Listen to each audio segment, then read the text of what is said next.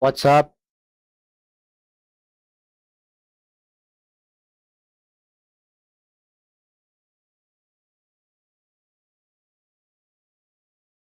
What is going on, everyone? How are you guys?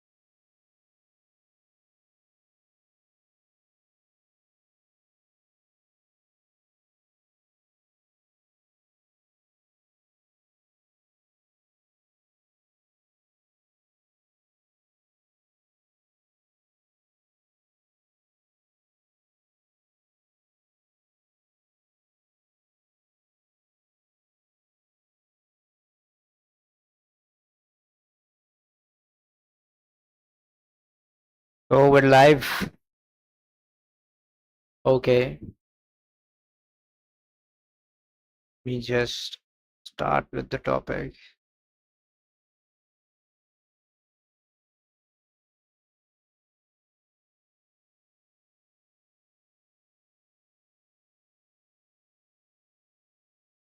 Okay. Hello, what's up, everyone? Hope you guys are doing good.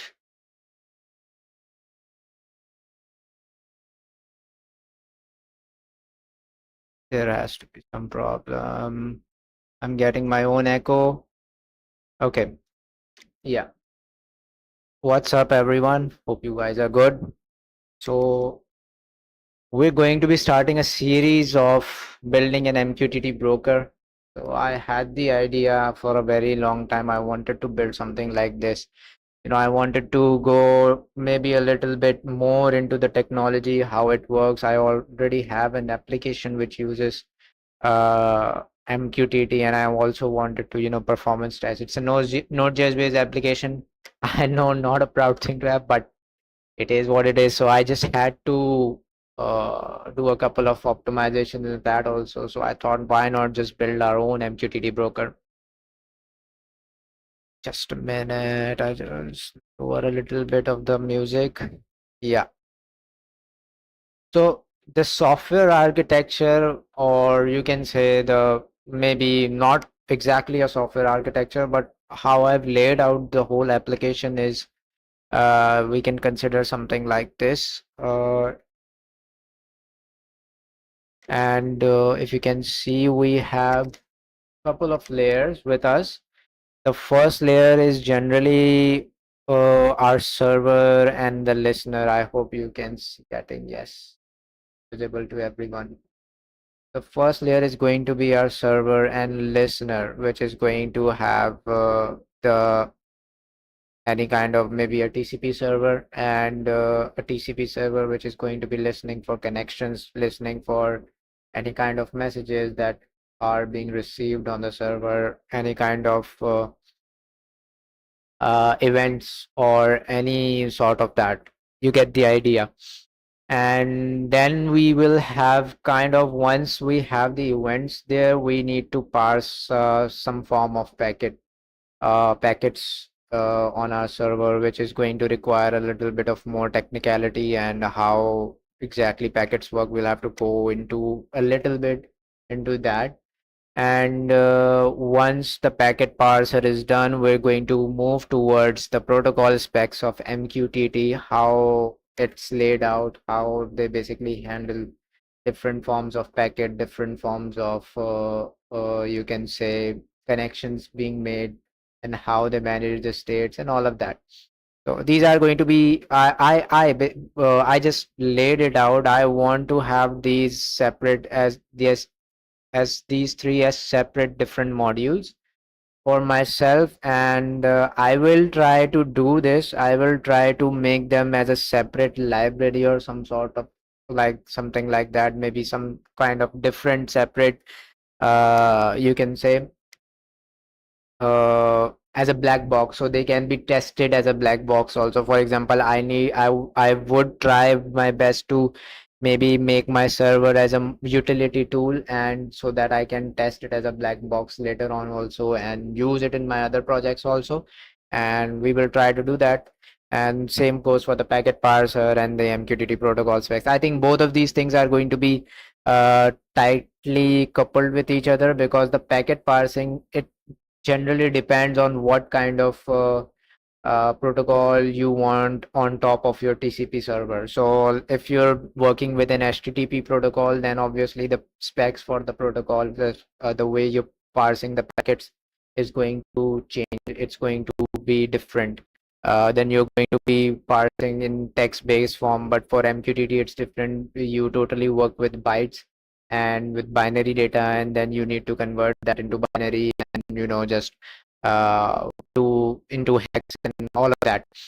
So yeah, the core part of our application is going to be the management of connections and how we do the, for instance, let's say if anyone connects to our server and they subscribe to some certain topic that we have, then we need to manage that particular subscription. And because in this broker, I'm also going to be having a separate thread, or you can say a separate I've not thought about it this much, but this is generally an idea that I'm thinking. I'm going to be creating a couple of topics which are going to stay in memory, and those topics are going to have messages being emitted in them at every kind of, maybe in a seconds interval, or maybe 2 second interval, or maybe 5 second interval. So different testing and various mechanisms, so that data is still out there for us.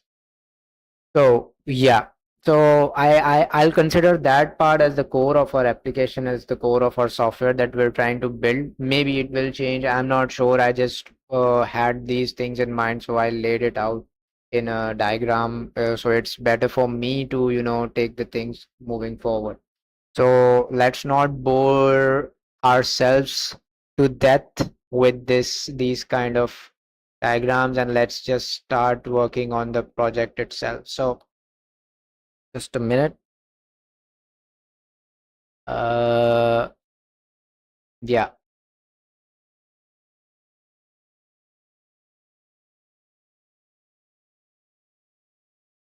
live. Yes. So because we're working with C, we're going to start from here. This is a certain function. I'm going to explain it a little later once we have a grip of the some of the things that we're working with. So what we need to have over here with us is, we need to first initiate a TCP listener for us, so that we can start to listen for some kind of connections that are being made on a certain port. I'm not sure. Yeah. So I know I want to separate out the server slash listener part as maybe a module, or as maybe a layer, a platform layer or something like that. But for just for the understanding, we're going to build the system, for the whole system, for connect everything together, and then we will work on maybe separating the modules in maybe .h files, in header files, or I'll look into it. I've not looked into it. I'm still, it's also the reason for building this kind of system is to get more understanding of how C works and how exactly it just does the programming and all of that. So starting on, we need, so in order to initiate a listener, we need to first create a socket. We need to create a socket, give it a port, give it kind of like what kind of socket is it? It is going to be, is it going to be a TCP socket? Is it going to be like IPv4, IPv6, things like that. So just to create a socket, we have this, and if you can see, we have, it's asking for us to give us the domain, type and protocol. So the socket creates a new socket of type and domain using protocol. If protocol is 0, 1 is chosen automatically. Returns a file descriptor for the new socket or -1 for errors. So in Linux, or you can say in Unix, everything is a file. Everything works from a file as far as I've read. I looked into it, and everything works from in a file point of view. So this also returns us, I think it opens a file for us and it returns the file descriptor for us. And that way, under the hood, the kernels manage everything else for us. So it takes in the domain, but we need to have some things in place first. There is one structure or one struct that we can use in order to lay out all the information of the server that we're going to have. So it's typically named address info, and we are going to have something like this with us, and we just name it uh, h, and I'm also going to create uh some something like, yeah, so address info. Then there is a function get address info which takes in everything. One more thing that we need to do is we need to set this h to 0. What does memory set says int size t, and I think we have over here mem set 0.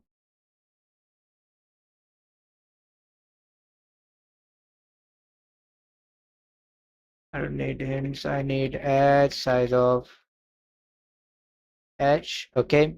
And now we can do something like this, I guess. Count restrict name, restrict service, uh, address info. So the name is going to be null. This is going to be uh, the second parameter that we have is going to be the service. So it's generally the port. We want the 3001 port, and it asks for a pointer to the struct element that we are creating. So currently we're just creating an h struct, and we have it defined over here, and it requires a double pointer to another struct info. I think it is used to point as a kind of a cursor pointer, and in this process, so we can you do something like this. Yeah, I need to do one more thing, is I need to have is equals to -1. Then I need to throw an error. An error occurred initializing.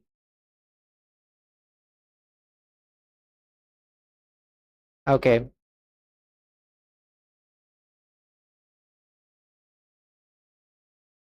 so ints socket, and the domain is going to be, okay. One more thing we need to do is after setting the this, we need to have the AI. We need to have a couple of values set in order to make it work. Things like this, and I think sock type is going to be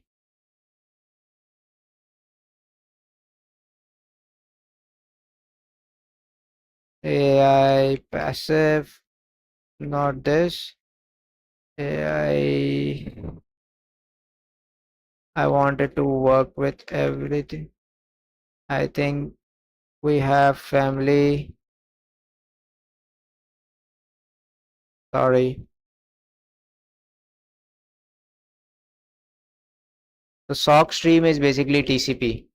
And one more thing we had, flags.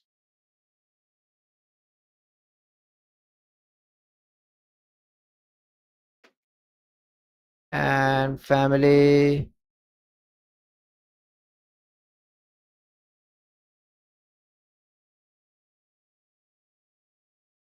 Um,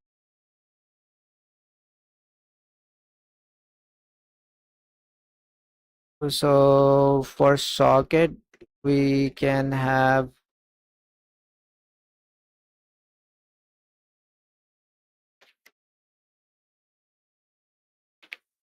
sorry,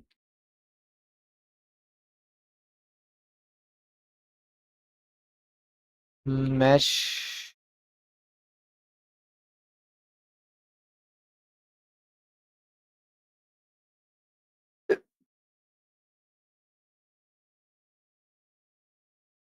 Mm, h dot address, h dot the type is going to be the socket type, and it's going to be the, it gives an error, sorry, incompatible struct socket to parameter of type struct socket. So it requires for a domain.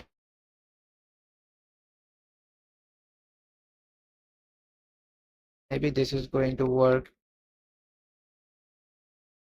So if L minus one, so every, this, even this call returns minus one and a file descriptor if it works, and minus one if it fails to work. So we're going to just give the error socket thing like this. We're going to just compile it and see polling server for no issues. Address family not supported by protocol. We're getting an error. Address family not supported by protocol. This, I think it was h dot, what was it? Yeah, dot family.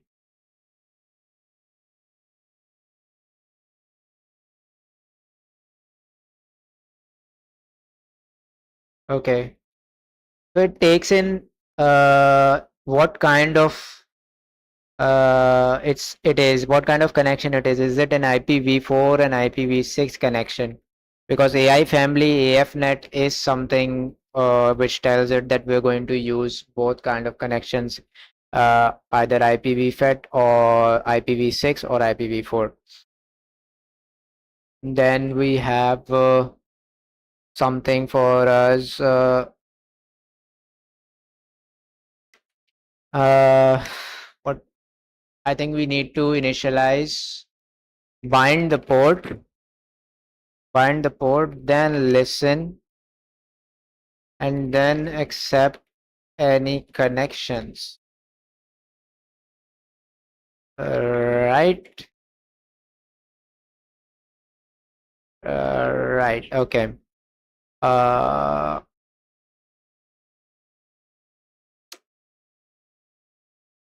I think this should work for us. Yeah. So it works.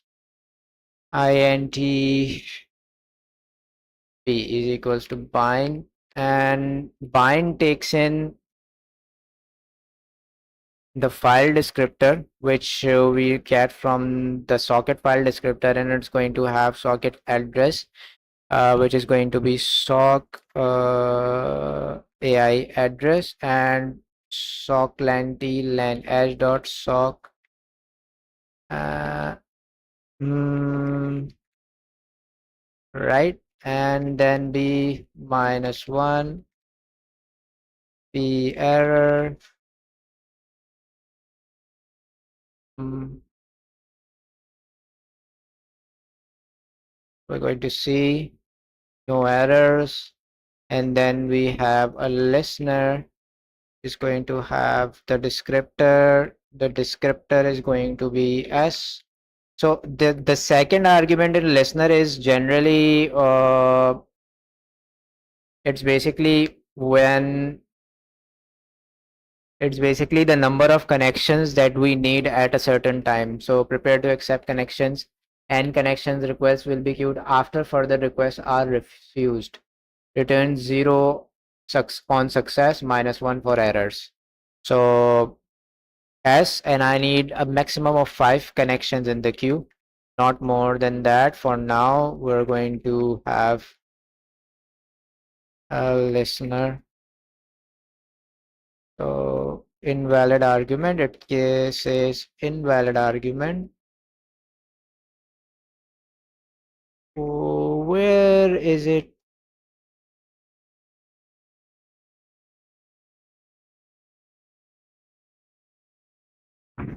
H.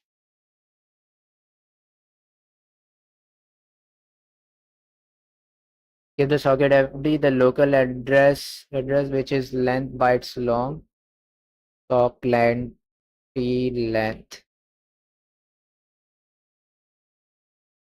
which is length bytes long. We have, I think we're doing this correctly for some reason. Let me just look into the. So I've been following this article to understand more about socket programming with C, how it works. It's a really great article. It has given a lot of insight and understanding to me. Like it explained everything kind of how socket programming works, how connections work, how polling works, and multiplexing and different sorts of things. So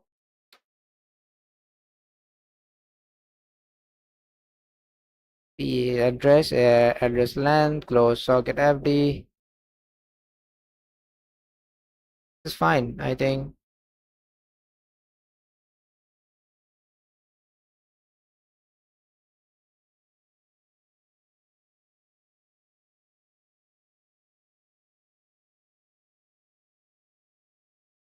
Hmm.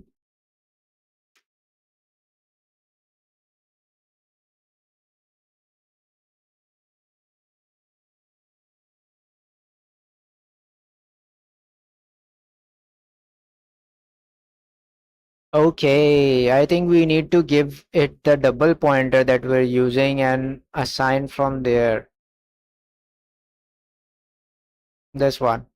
Because it basically, whenever we define a struct, it also prints out the result of the struct in this. And if I do, if I do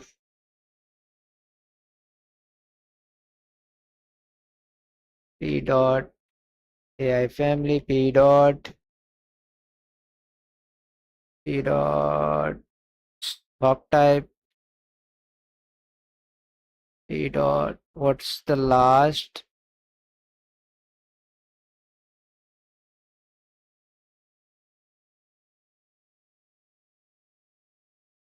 Bind takes in S, it takes in p dot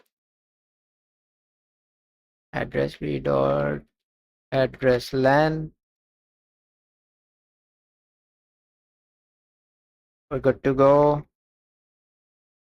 Now we can, I think, accept connections to this.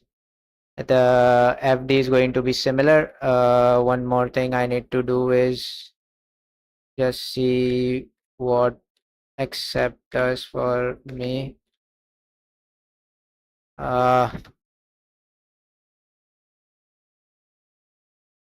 The hell is wrong with this? It takes in S, it takes in socket address, which is going to be p dot sock address. It takes in sock lan t address lan. So there is one thing we need to create, which is going to be kind of a storage type for accept, which is sock lan t, sock lan, variable of this, and sock lan.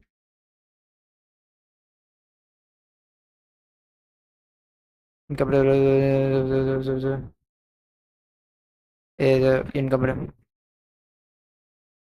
Yeah.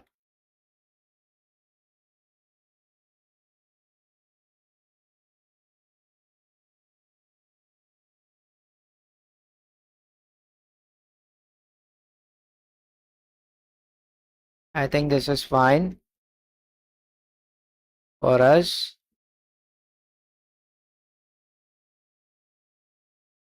We're just going to check find address already in use. So this is, let me just do something with this then. There is a solution for this, but for now I'm not going into that, and I'm just going to try to make a connection.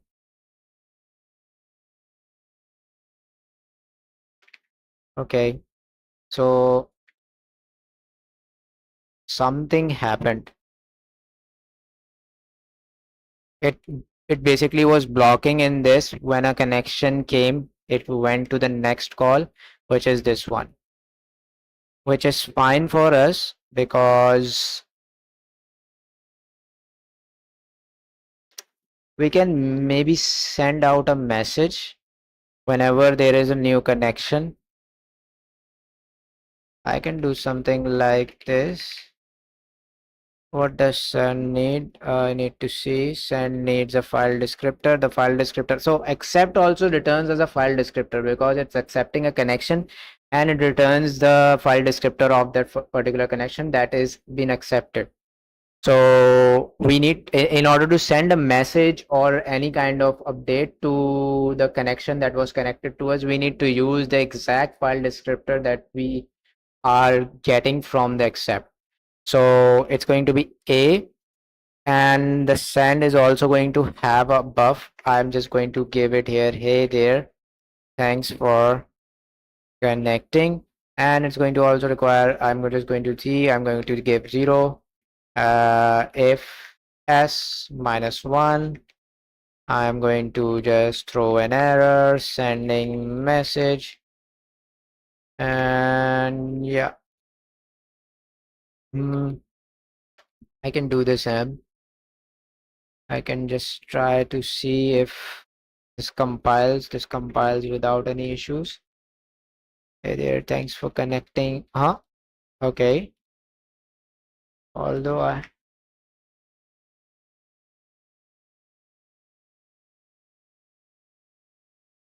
this is annoying.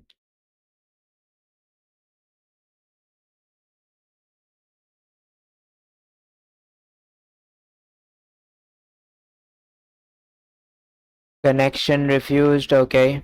Hey, thanks for connecting, sending message. Okay.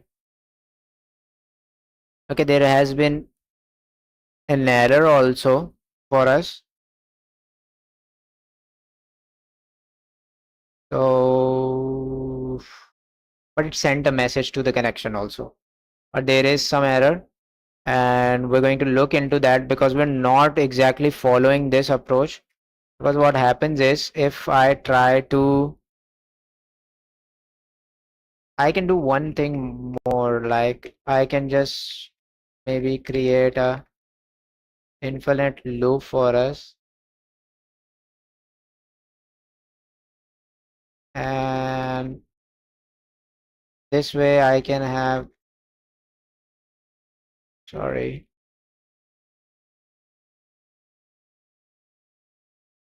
yeah.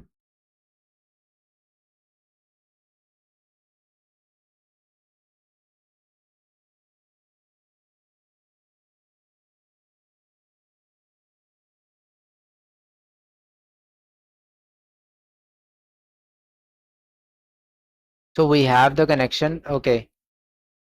Uh,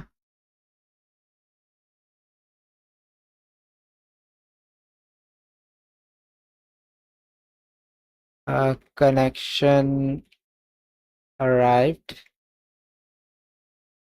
I'm just going to print the FD for the connection that has arrived. Okay. I'm going to make it on a new line so it doesn't mess up our formatting. And whenever we are connecting now, also change the port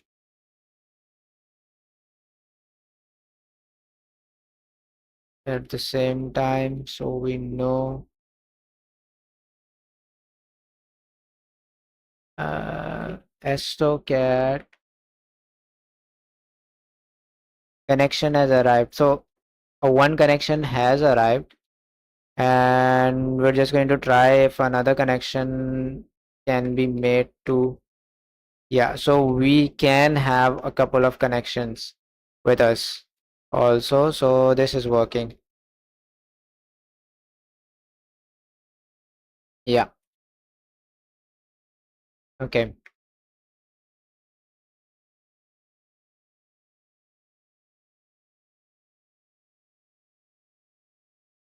So I am going to also bring in the functionality to receive a message, and we're going to see how we can receive the message. So it's going to have the same FD as the this. We're going to have a buff, a character buff of around 250 to 40 characters. It's going to be given over here. Needs to be given size 240, flag 0, and if rv -1, give me an error in receive. So this gives us the functionality, this gives our server the functionality to receive messages from the clients that are being connected. Um, this is this is damn annoying. I know there is a use case, but I'm not trying to. Uh, okay. Hey, no.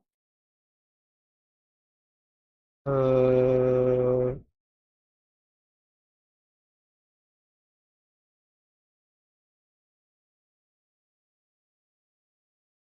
there is some blocking scenario for us. The connection has arrived. Hey.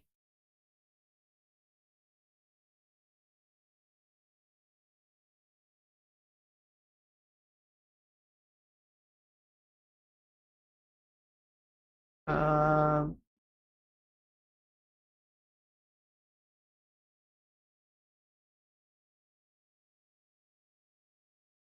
it should give me the messages.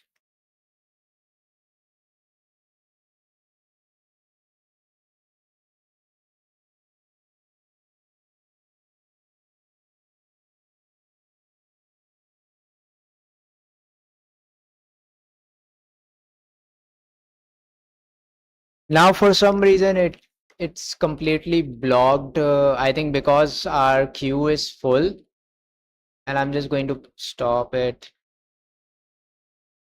Let me just do this.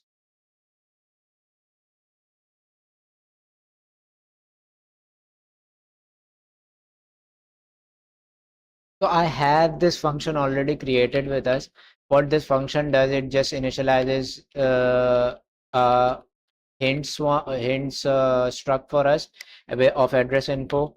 It creates a pointer of AI. It's interpreted for internet something whatever, and p, then we have the all of the values, just a similar thing. And this loop, this basically allows it to not use the error message, just make that error message of already being used go away. And it binds the port, and there's just some more kind of validations in this, and a little bit of error handling in here. And we have, so we're just going to use this function as a listener, and then we can accept some things. Okay, so it returns the listener to us. And if I'm just going to just have everything from here deleted, and I'm going to just run this function uh int s. So we need the sockland. Okay, sockland, please, sockland.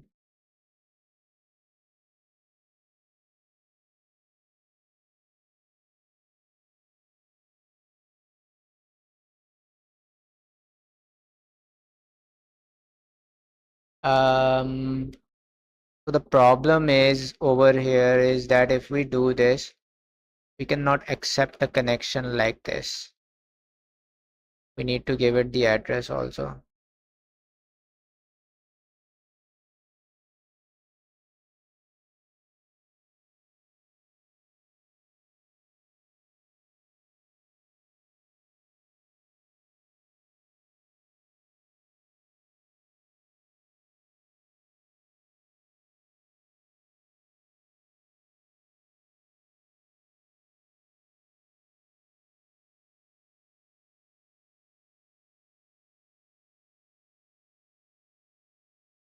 Hmm.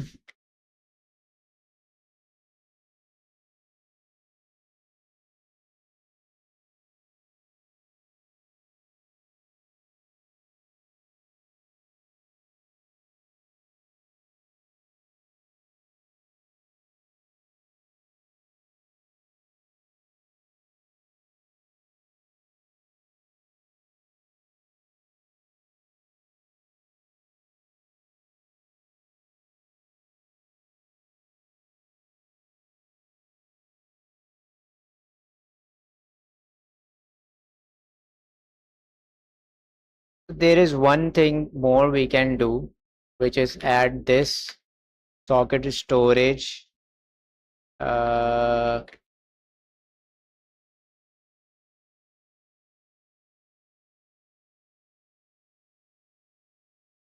right, and do something like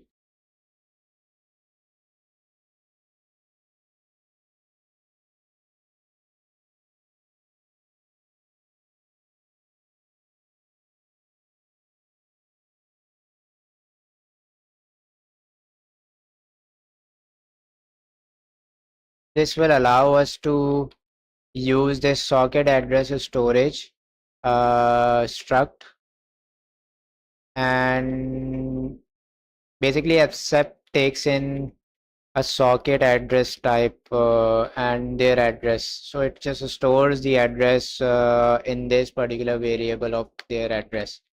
I think connectors address info. Yeah.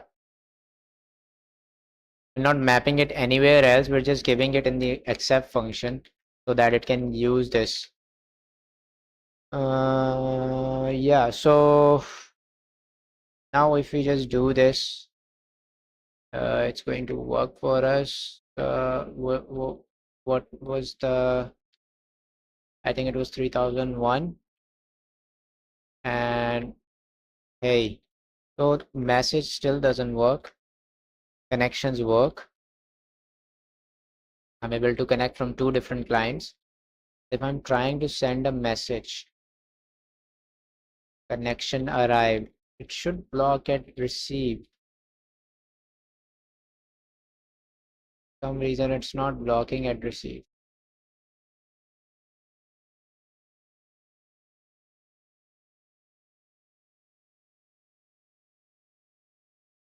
Not waiting for receive.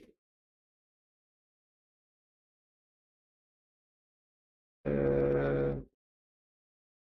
think we need to give it a function as a candidate, therefore not marked with through.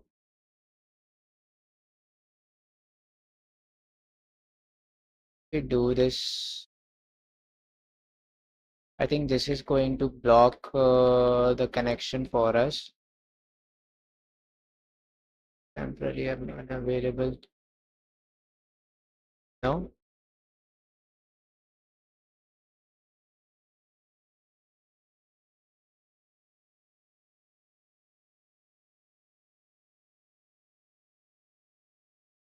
Valid argument.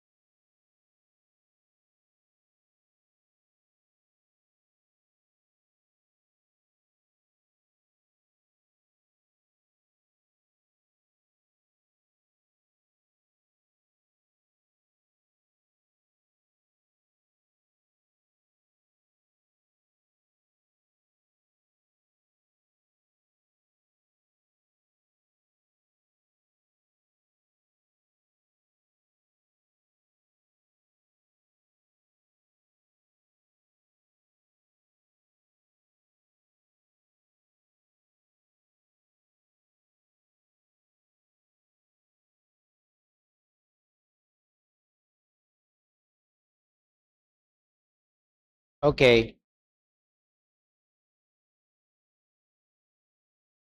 I connect. I try to connect. It doesn't connect. I think the problem is arising because, okay, sorry, I'm not trying to print the receipt. What the hell are we? Yeah. So what happens is, the problem with this is that whenever a new connection comes, it basically accepts that connection, blocks at the accepts a new connection first, and then it goes and blocks at the receive part. And once this first client, whoever the first client is that is connected to our server, doesn't send a message, if they don't send any kind of message to our server, we are just going to keep blocking no matter how many connections we've made. If the same goes, if for example the second guy tries to connect, and we send the message, now the second guy has connected, now the second guy's execution is being blocked due to if they don't send a message. So if I try to connect with a third connection, it doesn't work because this particular connection, which is the second connection, the fifth connection, which we have over here, this one is blocking at its receive. So once we do this, it works. This works for us. Now this is going to block. So this kind of behavior we need to replicate with something like IO multiplexing, where if you can see something over here, where we have, okay, yeah. Block is a techie jargon. Yes, lots of function except blocks. All the receive function blocks. The receive they can do this is because they're allowed to when you first create the socket descriptor.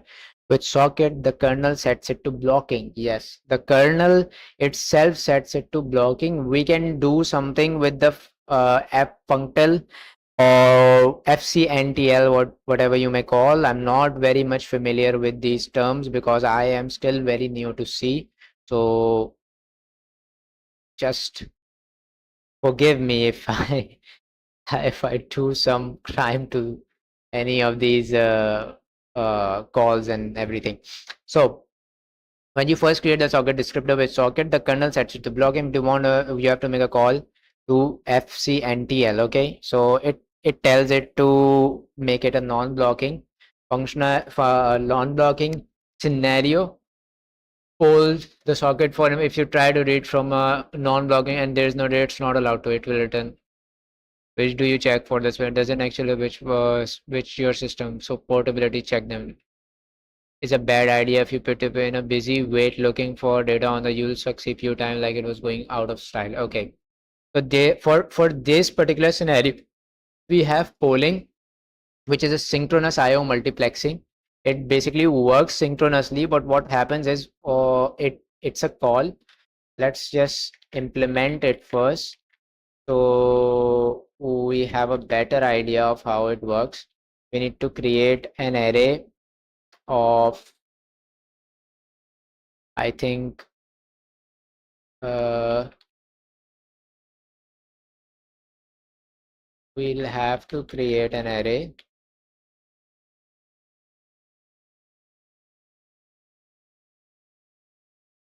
We can make it like 5. And what we can do is we already have a listener over here, and we can check first. Uh,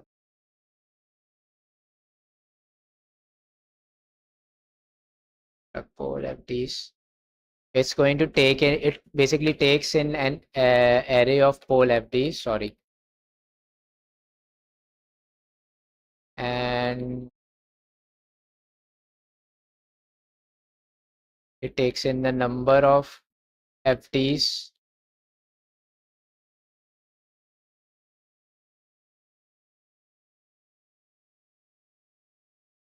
I want to make it timeout. If you do this like -1, it's going to have a blocking behavior to this.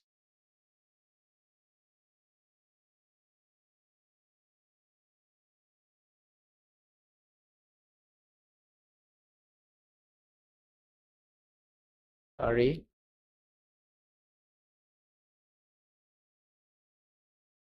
And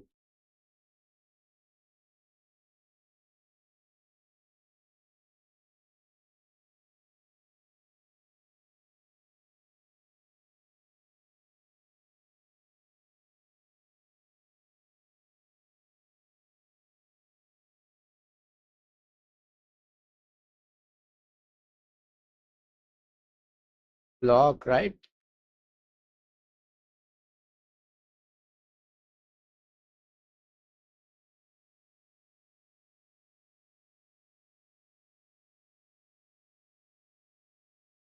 So there is one more thing we need to do is we need to add our listener in the PFD's array so that it keeps otherwise it's just going to misbehave something like this. So if we do PFD 0 dot FD is equals to is going to be the listener, and PFD 0 dot events is equals to polling, and now it blocks for us because we have a listener in the array, because if there is nothing in the array, it's going to keep looping around because it's empty and it's not it doesn't have any uh, file descriptor to monitor the events on. So what the poll call does, it basically takes in the array of poll FD type. Poll FD type has three values or properties, you can say, which is the file descriptor, and the file descriptor is basically the connection itself that it's going to poll or look for events on. There is the events field, which is the type of events that we care about on the poll, like poll in or poll hub. Poll in is basically if any event occur, like for a connection and or maybe for a message, poll in is going to happen, or poll hub when a socket disconnects, poll hub is going to happen, if I'm not wrong. So our events is used whenever it's an int. It's used whenever we have an event. Our event is going to be true on a certain poll. Like for example, the first file descriptor has some update to it. Someone is trying to connect to it. It's going to make the R events on it to 1. So we know that okay, this particular file descriptor in the array has an event placed on it. So if you can see, we're giving it the first element, we're giving the file descriptor as, and the events we're giving it the pollen. So we want to look for or monitor for the events pollen. Yeah, now it blocks us because we're waiting for some sort of connection or some sort of you know some sort of event to happen for us. I'm just going to try to connect. Okay,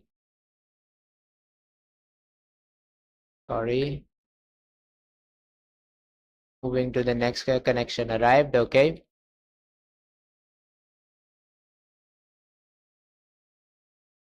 And we will also do something like this. We're just going to um, yeah. So if you can see, now it works. Even though we are not sending a receive response from that, it still works for us. And there is no problem. As many connections can connect without it. At first, it was blocking when a connection came and it didn't send a message. It would just block the listener it would just block the listener for other connections also. But now because we're using polling, it doesn't block, it just uh, blocks at the poll call and just goes to the next call and looks for event that is occurring. So move to the next iteration.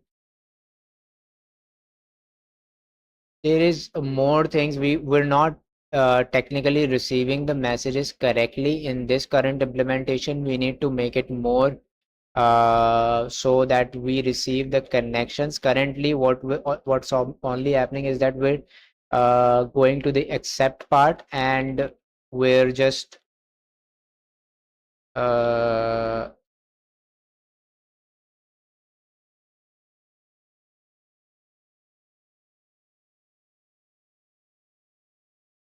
we need to find the difference where, if for example, there is going to be a difference if a certain file descriptor is already connected, if a certain connection is already connected to us, and they try to send a message to our server, then we need to differ between someone who is already connected to our server and someone who's trying to make a connection to our server.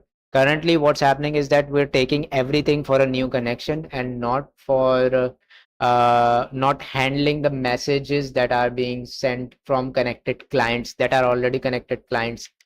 And for that, we need to iterate through the poll, iterate through the PFDs and see where the R events has occurred, where R events is equals to 1, and if it's equal to poll in and poll hub, because only those events we're interested in, and only those events are going to be like, uh, you get the point. Like, let me just show you,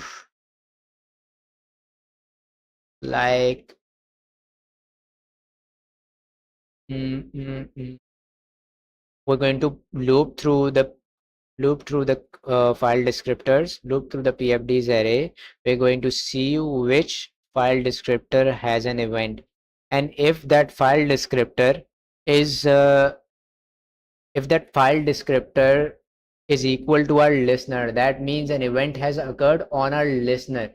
That means someone is trying to connect to our listener, because if a new connection is being made, it's going to be tapped to our listener only, which is our initial listener, which is this S.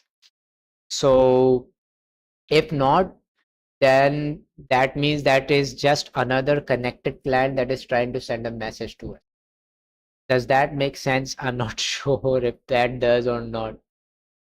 But let's see. One thing, just give me a moment.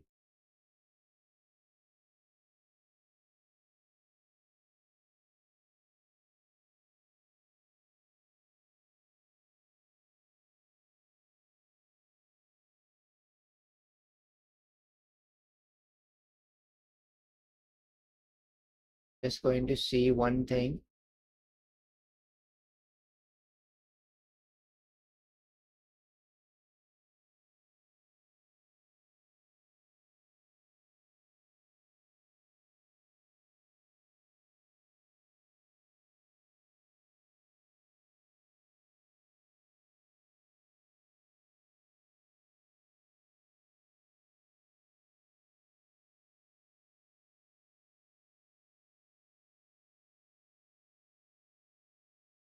Okay, so looping through the PFDs and checking which file descriptor has an event. So to do this, I like to not I don't like to, but I would like to create a separate function, give it the original array,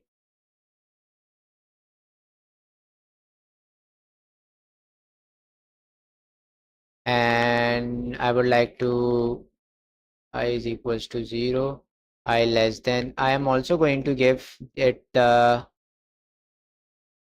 fd count and fd size.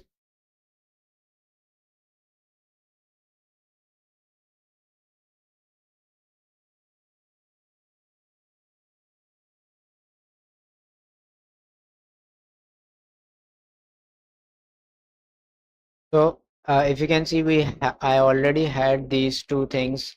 FD size is going to be used more because I'm not going to use this kind of array. I'm going to use dynamic memory, so that at runtime, if our connection list is full, we will be able to, dynamically allocate the memory and increase the size of file descriptors that we're handling at the moment. But for now, it's I'm just keeping it 5. I can do something like this, and it's just going to do, yeah. So after we've added a file descriptor in this, we need to increase the size of this by 1, and sorry, increase the count of for this, because in C we have to keep a track of the length of the array using the size kind of, or using this kind of notation. In C, as I've noted, we need to have a count variable associated with the arrays itself. So it's much easier for us to loop through the arrays in C, because we're generally most of the time using the for loop, the traditional for loop. And I really like the traditional for loop, to be very honest. I don't like the for in range, the for each, the for const of, like in JavaScript. I like the way the traditional for loops work. It's just it's just interesting. Not interesting, but I just find it more appealing. So yeah. So if I have a single connection, that means I just have to loop through the single connection and see if our events, sorry, uh, it's going to be PFDs, and it's going to be FD count our events equals to colon or whole hub.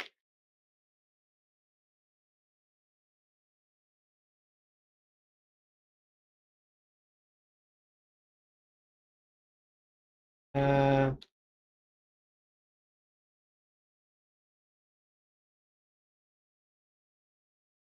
what?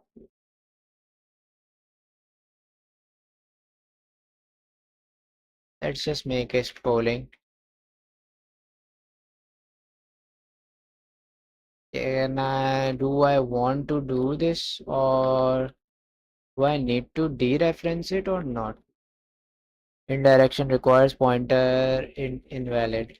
Okay, so I'm already getting a pointer to that. So I don't think I need to do this like this. Okay. If PFDs, FD count, FD, I also need to send the listener over here, our initial listener.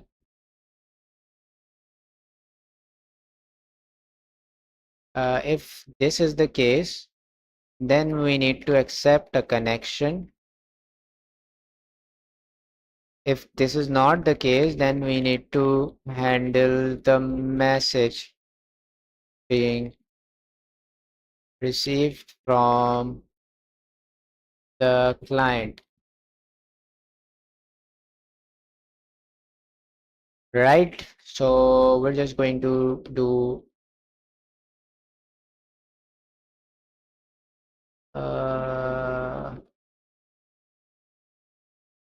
I want to do one more thing over here. Instead of just directly accepting a connection over here, I'm going to create a new function,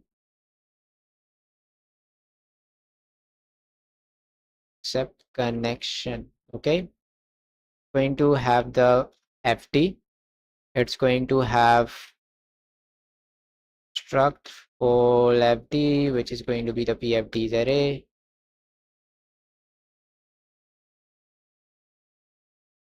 Not sure if this makes a difference. And it's also going to have FD count, I guess, yes. And FD size, we're also going to give it that. And Yeah, I think that is pretty much it. We need to have these two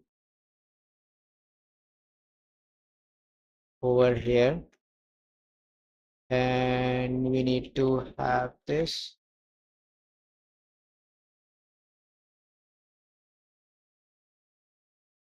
over here.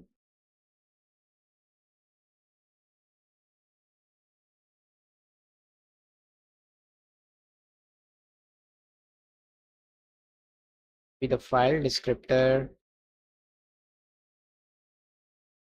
and I'm going to also create a new function for adding the element into the PFDs, which is going to have the file descriptor. It's going to have whole FD PFDs. It's going to have FD count, going to have FD size, and yeah, I think that is reallocate memory over here. So we're going to have a reallocation over here. We're going to check if the size and the count of the if FD, let me just do some FD count equals FD size, reallocate the memory. If not, then we're just going to add PFDs, something like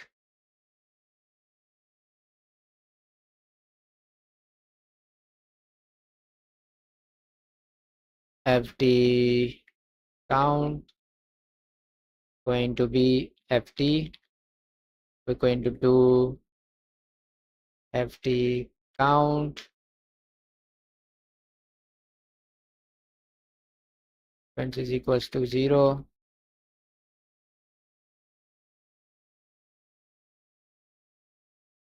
We are looking to have these events, and because we've already read the file descriptor, we don't want it to have the R events true because we have added it. And I think that is it. But I'm a little bit confused because I think we need to dereference the array itself also. We need to do that. Let's just try to, sorry.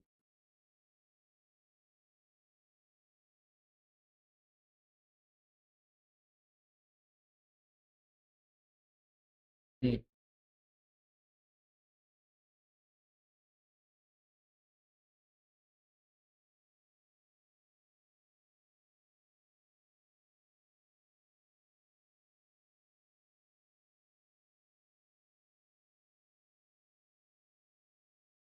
A, it's going to have PFD's array, going to have FD count, it's going to have FD size. Passing instruction. I don't need to do this, not to do this. Add it to the array.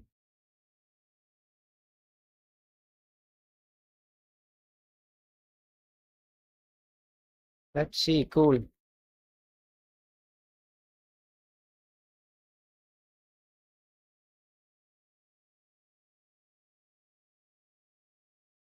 Process connections.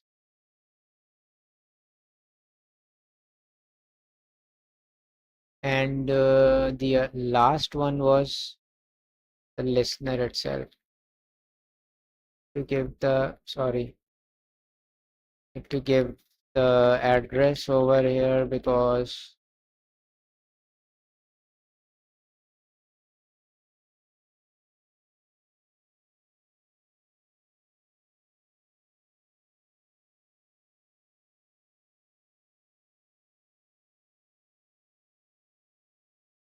Let me just see. I think compiler is okay.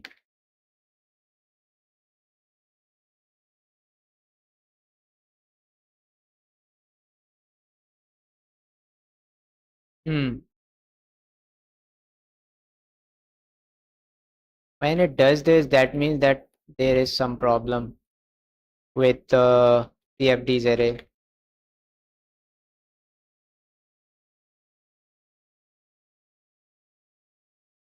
Okay, I'm not accepting a connection.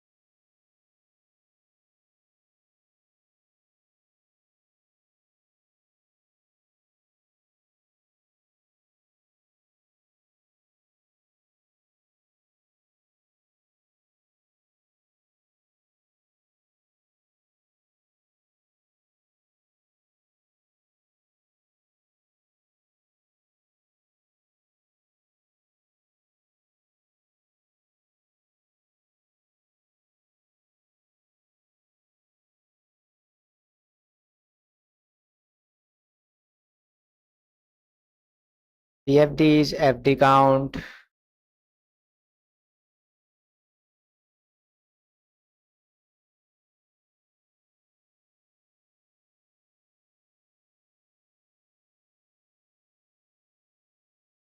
Is it even coming?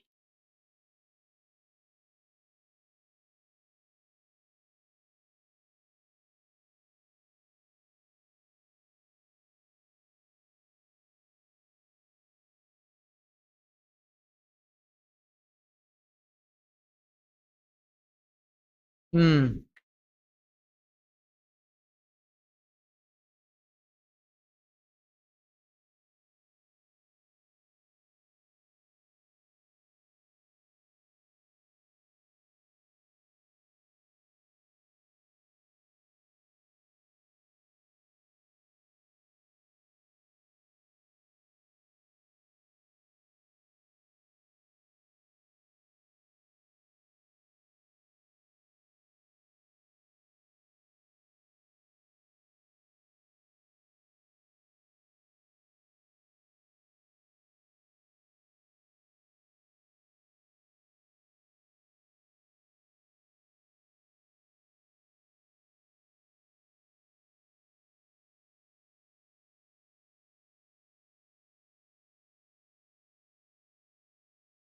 What could be the problem? I think we're not dereferencing the PFD's array. Maybe.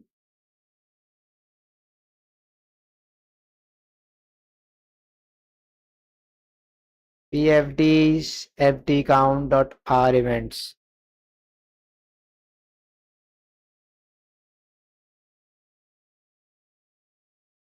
We need to do something like this.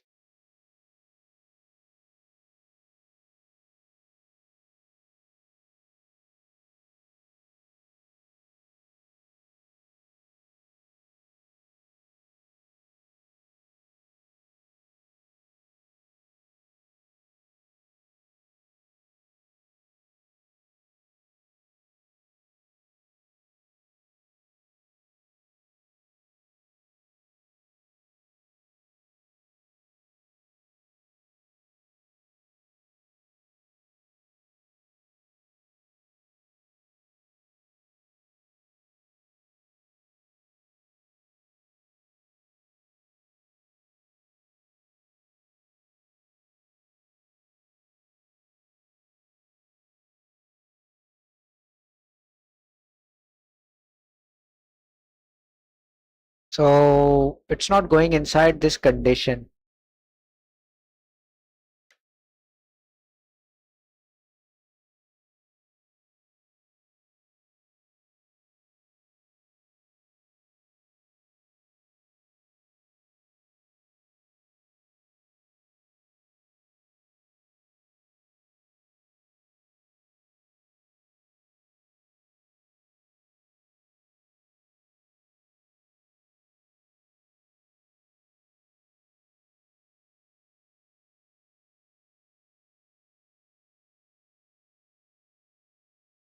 Uh,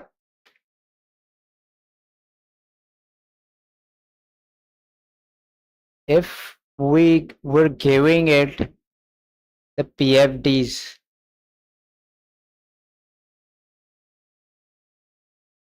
we're not giving over here a pointer, right?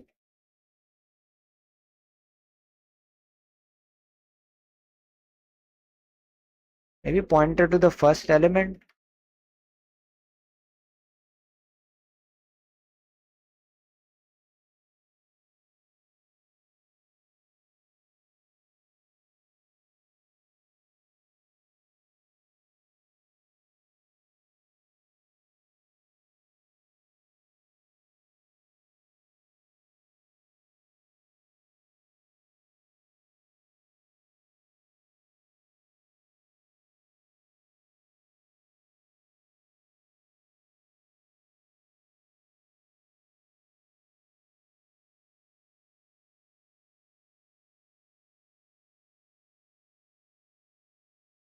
Drug pole is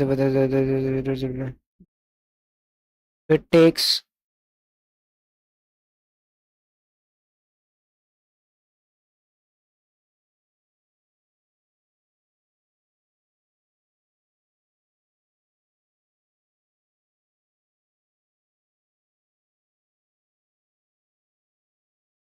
I think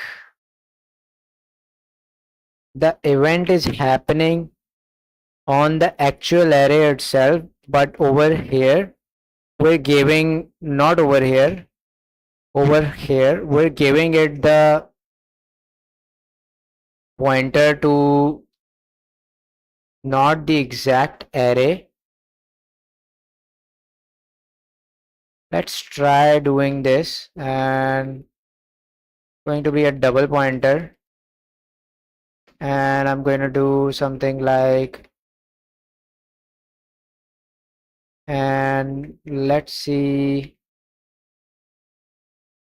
So what it's going to do, it's going to first dereference the PFDs. It's going to see the array. It's going to just go to the array itself, and then it's going to map at the point where it's exactly sorry, the element from here, and check to see if any polling has come. So there has been an issue. Let me check.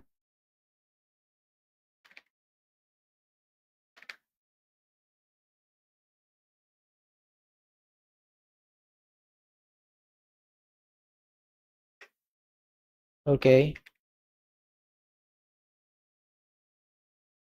I'm going to have a double pointer over here also, and a double pointer over here also. I need to change this to this.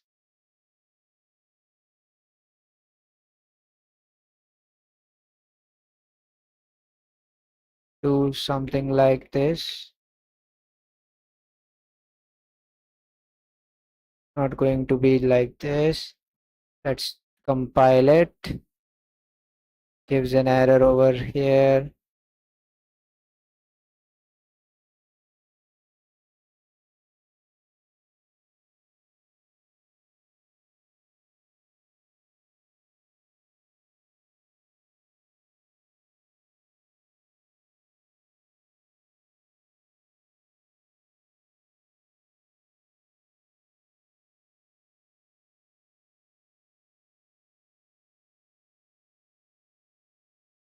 Ah,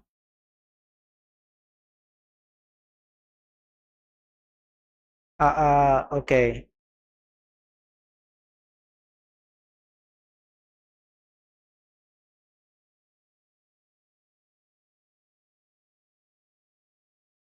I can just pass in the array and it should work.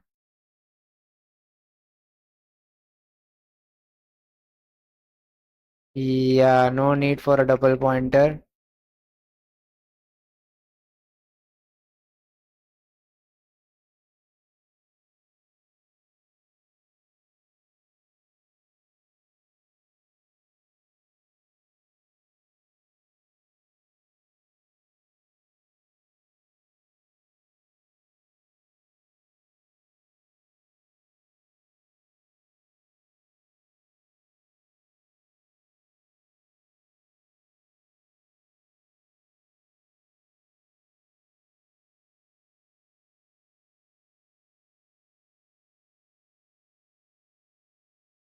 Ooh, surrounded by the lights.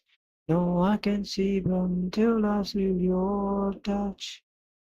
I said, ooh, drowning in the night. So when I'm like this, you're the one I trust.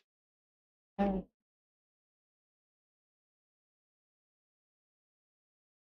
mm, mm, mm, mm, mm.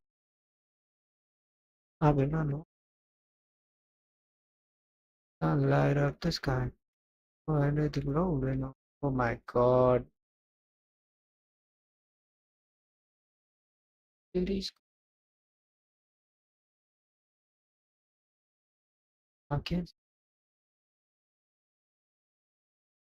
I said, ooh.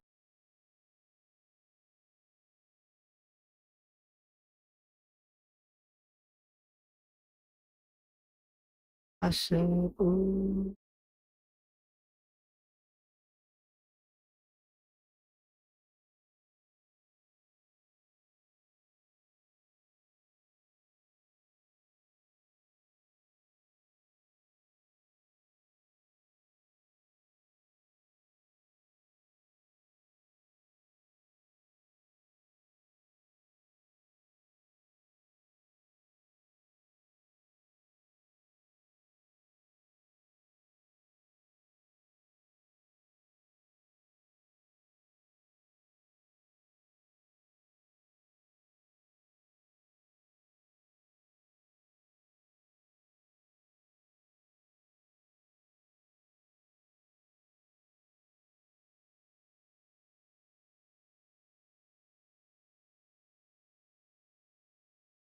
What in the hell has happened to my...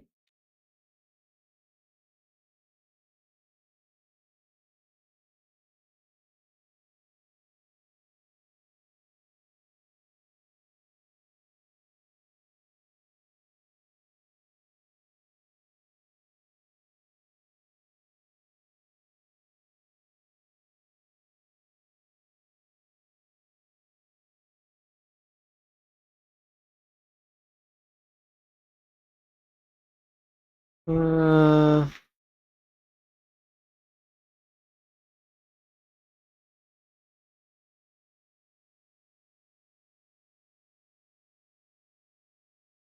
something went wrong with this.